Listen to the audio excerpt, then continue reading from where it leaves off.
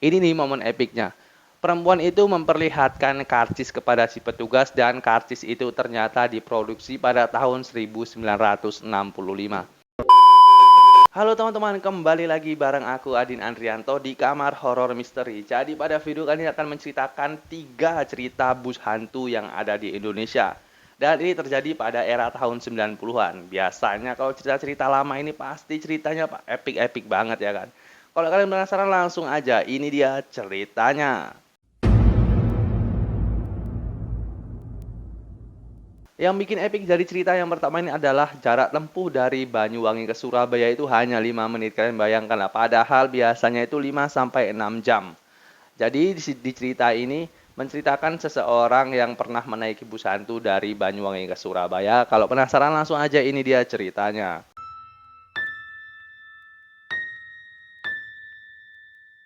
Cerita ini diceritakan oleh Safiil pada saat itu, pada tahun 1997, ada seorang wanita yang membuat kehebohan. Wanita tersebut mengaku bahwa dia baru saja menaiki bus dari Surabaya ke Banyuwangi hanya membutuhkan waktu 5 menit saja. Epic ya kan, padahal biasanya itu sekitar 5 sampai 6 jam, kata si Safiil. Jadi cerita ini diceritakan oleh Safiil yang menceritakan ada seorang wanita yang membuat kehebohan karena dia menaiki bus dari Banyuwangi ke Surabaya itu hanya membutuhkan waktu 5 menit. Saat itu si wanita tersebut mendapatkan bus dari Banyuwangi ke Surabaya itu pukul 9 malam dan ia duduk di salah satu bangku kosong dan dia meletakkan tasnya. Anehnya semua penumpang di dalam bus ini menggunakan baju warna putih dan menggunakan tutup muka senada. Kayak apa nasi tutup muka senada? Kalau kalian tahu komen di bawah ya, karena aku kurang paham. Mungkin yang kayak jaring-jaring itu mungkin, tapi ya kan. Awalnya wanita ini mengira bahwa rombongan tersebut adalah rombongan yang ingin berlibur ke Bali. Selama perjalanan wanita ini tidak merasakan ada yang janggal, namun suatu saat ia merasakan ada sesuatu yang aneh nih di dalam bus ini. Namun akhirnya bus pun sampai ke terminal, tapi tidak masuk ke dalam, hanya di depan pintu masuk saja. Dan dia ini berhenti di terminal Bungurasih. Kemudian si wanita tersebut akhirnya dihampiri oleh seorang petugas di situ karena petugas ini melihat wanita ini linglung. Entah kenapa ya wanita ini linglung ya kan, jadi disamperi oleh petugas di situ. Saat ditanya petugas, wanita ini mengatakan bahwa dia mau berangkat ke Banyuwangi, tapi tiba-tiba dia diturunkan dari bus begitu saja. Namun yang membuatnya kalut adalah saat dia melihat jam di tangannya. Dia melihat jarak tempuh dari Banyuwangi ke Sidoarjo hanya membutuhkan waktu 5 menit saja. Biasanya itu bisa mencapai 5 jam, tapi dia ini kaget. Loh kok udah sampai sini aja padahal baru 5 menit. Padahal dia tadi berangkat sekitar jam 9 malam mungkin dan dia melihat jamnya baru jam 9 lewat 5 malam. Cepat kali ya. Apa dia time travel? Tapi kita nggak tahu juga ya kan. Oke, kita lanjut ceritanya. Ini nih momen epiknya. Perempuan itu memperlihatkan karcis kepada si petugas dan karcis itu ternyata diproduksi pada tahun 1965.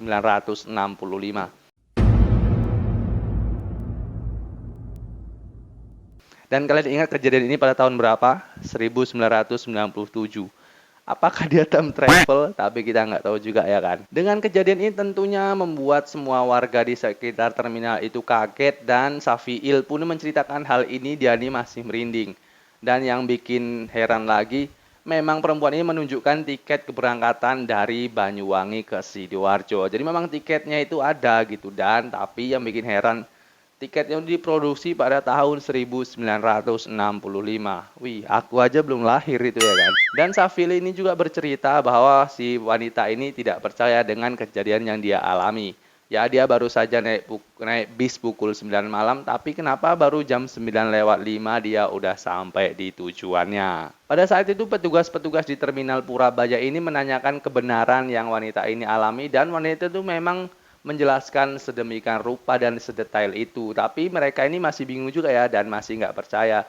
Tapi memang adanya begitu kata wanita itu. Dan yang bikin heran kan memang tiketnya itu, karcisnya itu diproduksi pada tahun 1965. Safil juga ini mengatakan kalau nggak salah si wanita ini adalah orang daerah Peneleh, Surabaya. Kalau salah aku ngomongnya tulisan komentar di bawah ya. Peneleh apa Peneleh, nggak tahu ya kan.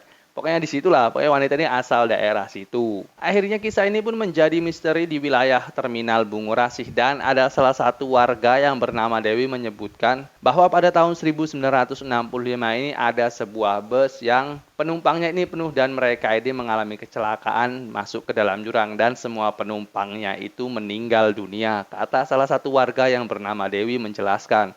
Makanya sempat terjadi bus hantu ini tadi yang dialami oleh si penumpang wanita tadi. Kayak mana cerita yang pertama ini agak epic lah ya kan. Oke, sekarang kita lanjut cerita yang kedua. Oke, cerita yang kedua ini adalah berasal dari bus hantu Sumber Kencono. Buat kalian warga Jawa Tengah dan Jawa Timur pasti sudah tidak asing lagi dengan tingkah sopir bus dari bus-bus ini ya kan, dari bus Sumber Kencono ini tadi. Konon katanya pengendara, sopir dari bus ini terkenal ugal-ugalan saat membawa busnya. Bahkan karena kebiasaan ugal-ugalan dari para sopir bus Sumber Kencono, akhirnya warga di sekitar situ memplesetkan nama bus Sumber Kencono menjadi Sumber Bencono atau dalam bahasa Jawa itu Sumber Bencana. Namun ada kisah mistis dari bus hantu yang satu ini. Jadi beberapa tahun lalu ada seorang pria yang menunggu bus dari jurusan Yogyakarta ke Surabaya di wilayah Jalan Janti Yogya. Pada saat itu sekitar pukul jam 12 malam. Setelah 2 jam menunggu, akhirnya bus Sumber Kencono ini datang dan pria ini pun masuk ke dalam bus. Tapi beberapa saat dia merasakan ada kejanggalan ataupun hal yang aneh di dalam bus tersebut.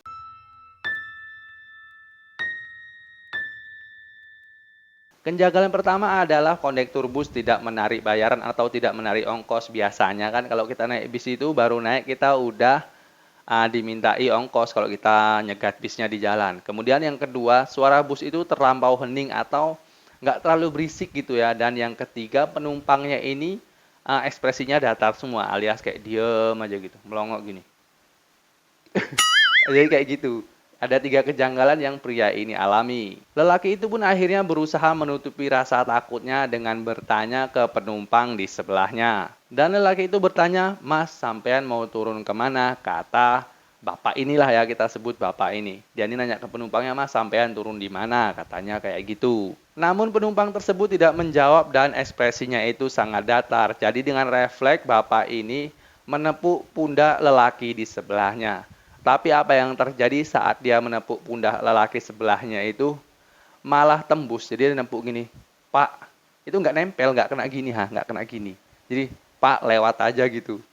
Ih, serem ya kan. Anjir. Akhirnya laki-laki itu pun panik, si bapak ini panik dan dia langsung meminta cepat-cepat untuk diturunkan dari bus tersebut. Ternyata konon katanya di daerah Janti tempat pria ini menunggu bus tadi, dulu ada pembunuhan, seorang preman membunuh orang yang sedang menunggu bus, ditusuk hingga sampai tewas gitu ya.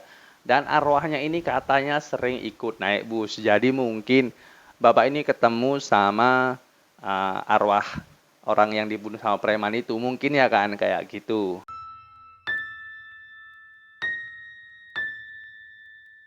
Oke, sekarang kita berlanjut ke cerita yang terakhir, yang ketiga.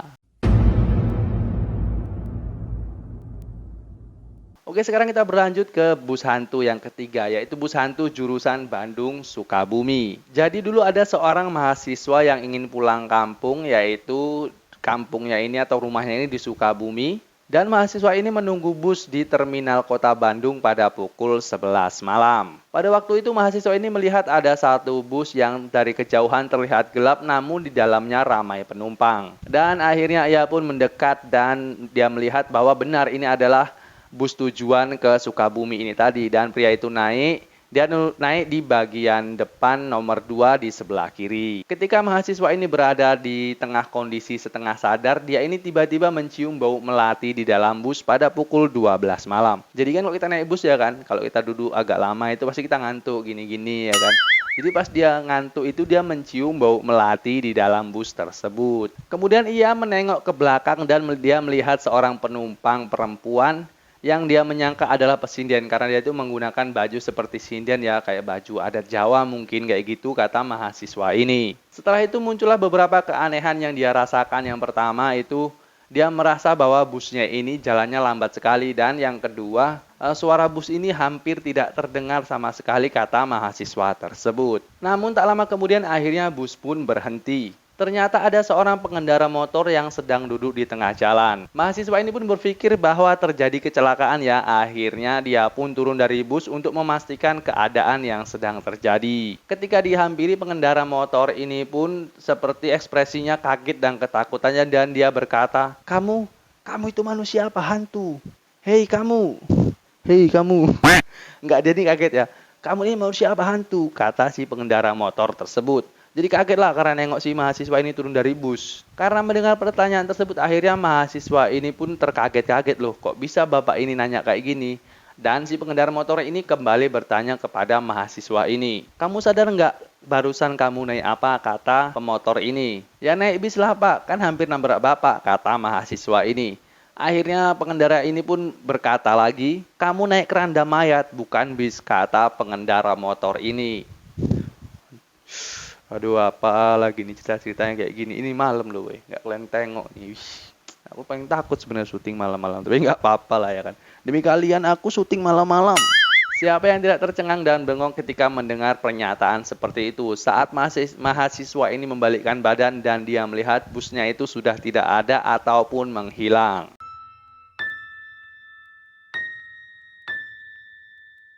Ternyata konon katanya dulu ada kecelakaan yang menimpa mobil jenazah dan menewaskan seluruh penumpangnya. Jadi sejak saat itu orang-orang sering melihat penampakan dari kendaraan tersebut, yaitu berupa bis ataupun mobil jenazah ini. Jadi memang dulu situ ada pernah terjadi kecelakaan ya. Jadi mungkin si mahasiswa ini menjadi salah satu korban yang dikerjai lah dari bus hantu yang membawa penumpang tadi ini ya kan. Tapi herannya mobil jenazah kenapa bisa jadi bus?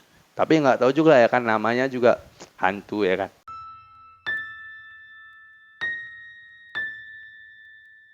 Oke, mungkin itu aja cerita horor kita kali ini mengenai bus hantu di era tahun 90-an. Semoga kalian nggak bosan menontonnya, dan jangan lupa tekan tombol like dan subscribe agar aku semakin semangat bikin video, dan kalian boleh share juga ini ke teman-teman kalian, dan kita akan ketemu di cerita horor selanjutnya.